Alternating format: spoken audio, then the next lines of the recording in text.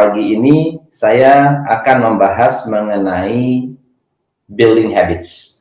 Building habits ini penting banget karena kita berada di era perubahan. Semua orang dituntut untuk berubah, semua orang diharapkan memiliki kebiasaan-kebiasaan baru.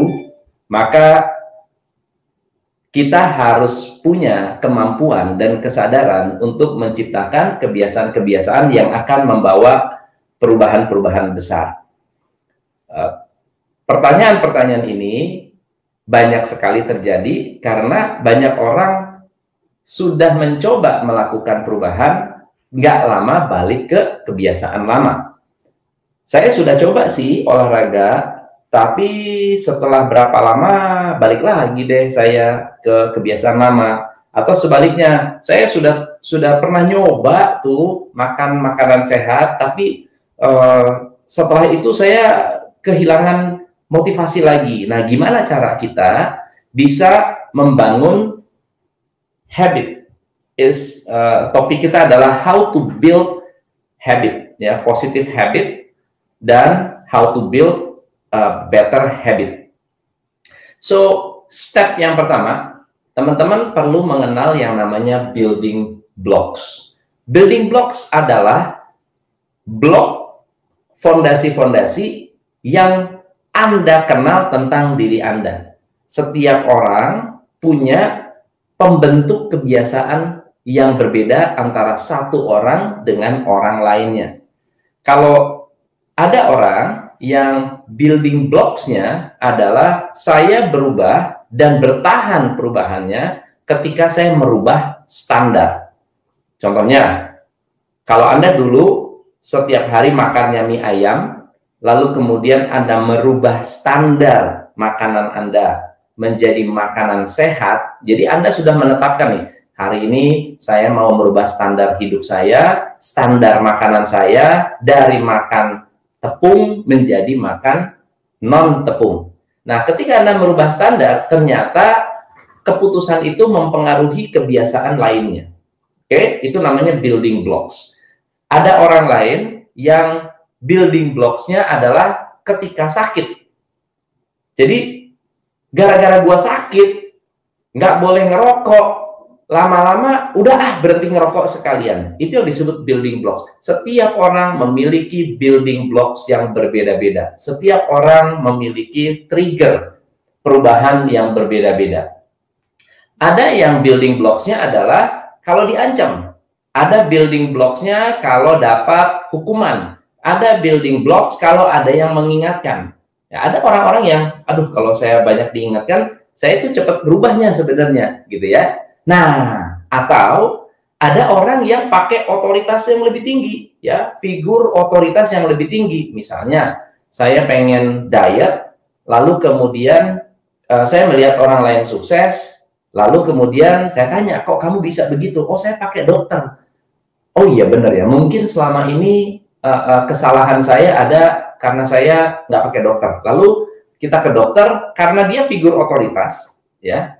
Karena dia merupakan figur otoritas, kita menjadi lebih respect, ya, lebih percaya, lebih yakin. Apalagi kalau ternyata setelah melakukan percobaan berhasil, itu akan menjadi building block yang sangat-sangat kuat. Building blocks yang kedua, teman-teman, adalah apa yang saya sebut habit itu terbentuk akibat knowledge. Setiap habit terbentuk akibat knowledge. Ya, segala sesuatu yang Anda tahu mendalam, Anda akan mudah memutuskan keputusan baru. Apa yang tidak mau atau apa yang tidak Anda ketahui akan cenderung Anda hindari. Misalnya contohnya, kalau Anda nggak tahu bahwa makan tepung akan mengakibatkan stroke, misalnya ya, sebetulnya ya nggak sedirect itu, makan tepung bisa mengakibatkan stroke, makan tepung bisa bikin kulit rusak. Misalnya sesuatu yang Anda takutkan banget, wah Anda takut banget kalau kulit Anda rusak. Kalau Anda makan tepung, kulitnya rusak loh. Kalau waktu Anda nggak tahu, Anda akan makan terus. Tapi setelah Anda tahu apa yang terjadi, ih gila loh, jangan makan tepung loh, pamali loh, pamali. Amalia, jangan makan tepung. Kenapa? Takut kulit saya rusak. So, building blocks yang kedua adalah pengetahuan. Kalau Anda tahu kecenderungannya, apalagi mendalam, Anda akan cenderung mematuhi. Kalau Anda mengerti, Anda akan mematuhi. Nah, building blocks yang ketiga adalah keputusan. Building blocks pertama adalah trigger, yang kedua knowledge, yang ketiga decision, keputusan. Oke? So, ketika Anda sudah memiliki blok ini, kita baru bisa memulai mengubah habit kita. Oke? Habit yang perlu dirubah harus small actions. Jangan action-action yang sifatnya drastis. Kalau saya orangnya suka kontras, drastis. Kalau melakukan sesuatu drastis, ya, tetapi cepat habis tenaga. Cepat habis tenaga. Saya mau olahraga, wah, langsung mompak keras-keras gitu ya, mompak kenceng-kenceng. Wah, habis itu capek, sakit badan, habis itu berhenti. Nah, itu nggak bagus. Yoyo. Sama dengan Anda diet. Wah, saya pengen cepat nurun berat badan. Puasa air, puasa nasi, puasa semuanya, puasa hanya minum air. Cepat nggak turun? Cepat turunnya. Tapi badan kita menjadi craving, pengen makan yang lebih banyak lagi. Tiap hari yang dipikirin, makan apa gua hari ini? Makan apa gua hari ini? Makan apa gua hari ini? Wah, ngelihat orang makan, waduh nikmat, pengen nyoba, ya. Itu kenapa? Karena terlalu kontras. Nah, saya belajar dari salah satu dokter yang mengajarkan saya tentang diet. Pertama kali, waktu itu saya berat badan 86 kilo. Dokter ini memberikan pengetahuan. Ya, siapa di sini pengen diet? Ayo. Halo. Siapa yang pengen berat badannya berkurang? Oke. Nah, sebelum dia memberikan program, dia memberikan knowledge. Apa knowledge yang menurut saya masuk akal banget? Masuk akalnya begini. Kalau kita pengen menurunkan berat badan, kita harus sadar apa-apa saja aktivitas kita yang menaikkan berat badan. Kan gitu ya. Saya pengen nurunin berat badan nih. Kalau kita tetap melakukan aktivitas yang membuat berat badan kita naik, berat badan kita nggak akan pernah turun. Oke? Nah, knowledge yang dia berikan adalah seperti ini. Dia tanya, kalau makan sayur bisa gemuk nggak? Bener nggak mitosnya? Bener. Jadi kalau kamu makan sayur bisa sebanyak-banyaknya, iya nggak? Iya, bener. Terus ada mitos kalau makan ikan nggak bakal gemuk. Makan ikan tidak menggemukkan. Bener apa nggak? Jadi kalau pas makan ikan, kamu makan banyak nggak apa-apa. Ikan kok. Betul nggak? Betul, saya bilang bener banget. Oke. Terus apa namanya? Kalau misalnya pengen kurus, harus minum jus. Berapa banyak dari Anda yang kalau pengen kurus, minumnya jus? Jus wortel, jus jeruk, jus alpukat, gitu ya. Jus, minum jus itu akan bikin kurus. Betul? Oke. Sekarang saya balik tanyanya ya. Sapi makan apa? Makan rumput. Mentah lagi, nggak digoreng. Betul nggak? Terus pertanyaannya, sapi bisa gemuk nggak? Iya bener, bisa. Kok bisa? Makan rumput bisa gemuk, ya kan? Terus kalau ikan di lautan, ikan paus, ikan hiu, ada lemaknya nggak? Ada. Makannya makan apa? Makan ikan. Kok bisa gemuk? Mentah pula. Iya bener juga ya. Kok bisa ya? Nah, terus kemudian kalau makan jeruk, makan buah-buahan, itu jumlah kalorinya yang dimakan berapa banyak? Lebih banyak yang di jus atau lebih banyak yang makan buah? Makan buah bagus nggak? Bagus. Makan jus bagus nggak? Bagus. Tapi kalorinya, fruktosnya, gulanya lebih banyak mana? Kalau kita jus atau kalau kita makan langsung? Saya nggak tahu. Nah, ilustrasinya begini. Kalau kamu suka apa, Tom? Suka jeruk. Oke. Saya kasih satu buah jeruk. Kasih buah jeruk. Makan. Enak? Manis. Enak. Oke. Masih mau lagi? Mau? Oh, mau. Oke. Kasih yang kedua. Makan lagi. Makan. Habis itu? Masih mau? Separuh aja deh. Separuh. dikasih separuh, habis itu udah deh, saya cukup. Nah, kalau kita makan buah satuan sedikit-sedikit, kenyangnya cepat. Tapi kalau kita minum jus yang diperes ada 10, kita jadi makan 10 buah jeruk, itu nggak ada rasa kenyang sama sekali. Apalagi kita akan bilang, badan saya sudah cukup makannya. Tapi kalau belum makan nasi, belum makan. Kalau belum makan nasi, belum makan. Jadi tendensi kita adalah udah minum jus 10 biji buah, habis itu lapar lagi. Kenapa? Karena nggak merasakan makannya. Nah, jadi itu namanya habit-habit yang bisa mendatangkan berat badan yang naik. Kembali kepada sapi. Kenapa sapi bisa berlemak walaupun dia cuma makan apa? Makan rumput. Jawabannya adalah karena banyak. Karena lebih banyak dari yang dibutuhkan. Karena lebih banyak yang dibutuhkan oleh tubuh kita, akhirnya disisa atau tersisa menjadi lemak. Nah, kalau begitu, cara pertama adalah kita perlu mendesain tadi itu ya, building blocks. Small actions pertama, simple. Oke? Langsung hindari kalau bisa gula, tepung, minyak. Udah, gula, tepung, minyak. Itu coba deh hindari dulu. Stop gula, tepung, minyak. Kamu stop gula, tepung, minyak, sisanya bebas misalnya ya. Nah, next stepnya ditambah. Selain gula, tepung, minyak, tidak boleh makan beberapa buah-buahan. Oke? Durian, alpukat, mangga.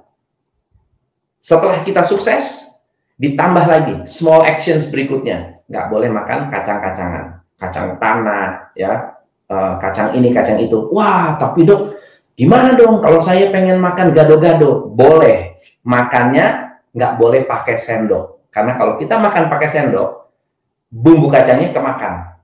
Jadi makannya pakai apa? Harus pakai garpu supaya bumbu kacangnya nepes, gitu ya. Jadi pengetahuan ini ternyata membantu saya membangun building blocks. Nah, ketika saya mendapatkan building blocks pengetahuan ini, tinggal keputusan di tangan saya. Saya mau kurus atau tidak? Nah, saya waktu itu putuskan, oke, gua mau kurus. Dan akhirnya saya take small actions. Oke, setelah kita take small actions, ini yang paling penting. Harus natural. Natural itu begini, kita tidak boleh seolah-olah memaksakan diri bahwa saya itu sedang program. Karena kalau bilang, oh gua sedang program, berarti setelah itu tidak ada program lagi, Anda kembali ke habit lama.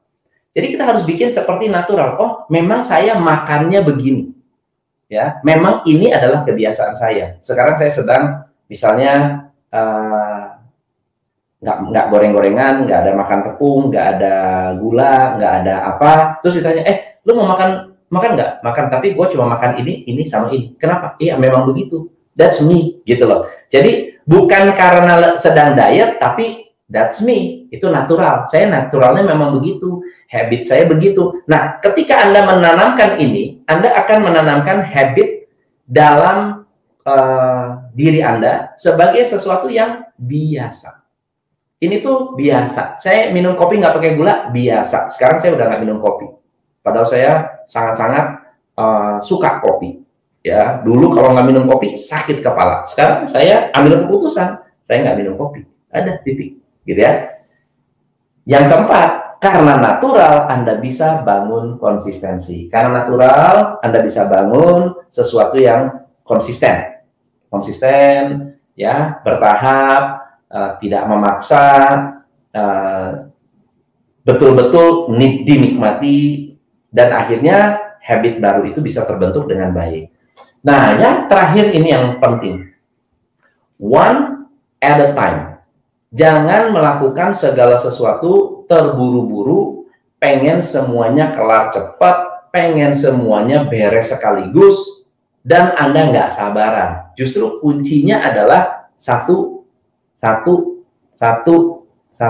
Satu, building habit satu sampai sukses, lalu building habit baru sampai sukses, dan seterusnya. Hal ini sama dengan Anda di pekerjaan. Sama dengan kalau Anda membangun kebiasaan baru tim Anda. Misalnya Anda pengen punya tim yang disiplin. Anda perlu memberikan building blocks-nya dulu. Building blocks-nya ada 3. 1, trigger. Yang kedua, knowledge. Yang ketiga, decision. Ya, 3 itu, simple. Building blocks yang pertama adalah trigger. Triggernya misalnya teman-teman, kita sekarang akan memperbaiki customer service kita. Karena banyak komplain, setiap pagi tidak banyak yang ada di kantor, mulai hari ini kita akan menggunakan atau kita akan memastikan pelayanan konsumen kita luar biasa. Oke, itu building blocks trigger ya. Yang kedua adalah knowledge, kita berikan pengetahuan. Berapa banyak customer yang hilang, berapa besar kerugian perusahaan, berapa banyak kerugian perusahaan kalau misalnya karyawan terlambat 1 jam, 2 jam, 3 jam, dan seterusnya. Berikan pengetahuan. Lalu kemudian ambil keputusan bersama, jam berapa kita mau masuk. Bikin keputusan sama-sama. Which is sebetulnya sama dengan formulanya. Lalu kita lakukan small actions. Setiap pagi ada kegiatan kecil, kegiatan ringan. Ngapain aja? Doa pagi sama-sama. Ayo kita pagi doa. Itu adalah kegiatan ringan di pagi hari, atau pagi-pagi kita senam, olahraga. Sehingga pada saat kita memulai hari kita menjadi lebih fresh, lebih segar. So, sama. Harus natural, dibuat secara konsisten, jangan sampai Anda lengah, jangan sampai miss 1 hari pun. Lama-lama orang, udah biasa lah. Lu datang kantor jam berapa? Jam 7. Gila, pagi banget. Gue udah biasa. Nah, jadi natural. Dan saya berharap dengan informasi ini bisa membantu teman-teman membangun sebuah kebiasaan baik, kebiasaan yang bagus untuk membangun bisnis Anda.